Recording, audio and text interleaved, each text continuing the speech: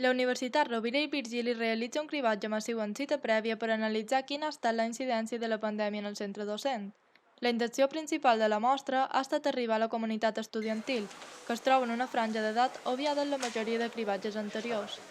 En principi, a la primera reunió que es va fer, es van dir que si s'assolien 1.000 cribatges ja se consideraria un èxit, però teníem poques esperances, diguéssim, de que la crida tingués resposta satisfactòria. I la sorpresa va ser que aquestes 1.600 i aquestes 300 es van exhaurir en minuts.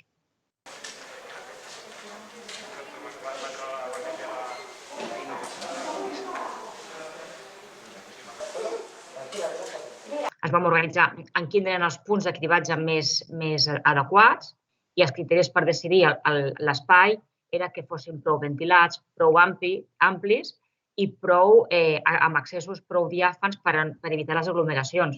I les cites prèvies ha estat una eina molt adequada per gestionar això. Sense la cita prèvia segurament haguéssim patit molt més del que s'està patint. Hi va haver com un problema de tema de places i tal, i com que hi havia molta gent que s'havia apuntat, i crec que la tercera i de xiripa una mica vaig mirar a veure si hi havia places i ho vaig aconseguir, però ja ho donava per perdut perquè hi havia molta gent que s'havia apuntat.